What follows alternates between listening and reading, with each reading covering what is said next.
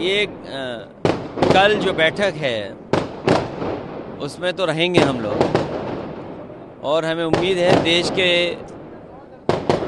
सभी नेता मिलकर के और खासकर इंडिया गठबंधन के जितने भी साथी हैं निर्णय लेंगे और आने वाले समय में भारतीय जनता पार्टी को कैसे हटाएं उस पर विचार जरूर होगा। मध्य प्रदेश में कांग्रेस और आपके बीच में कांग्रेस काफी सही हुआ, क्या लगता है 24 से आप लोग तैयारी?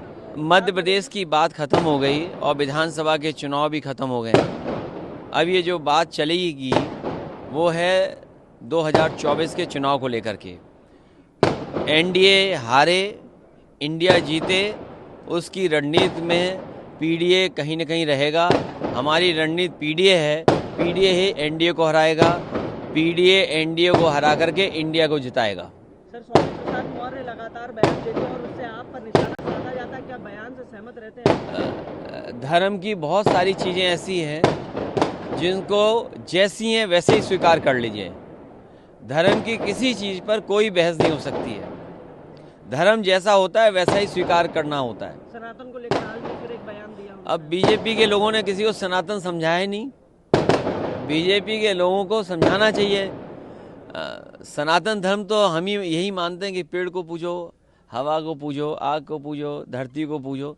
तो बीजेपी को सोचना चाहिए कि आज किसान दुखी है, हमारा नौजवान बेरोजगार है, चरम सीमा पर महंगाई है। इन सवालों के जवाब क्या है उनके पास?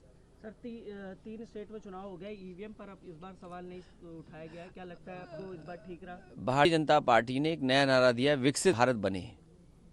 उम्मीद है कि भारतीय जनता पार्टी के लोग विकसित देशों में जो डेमोक्रेसी को बचाने के जो फैसले लिए हैं वहाँ पर उस पर विचार जरूर करेगी।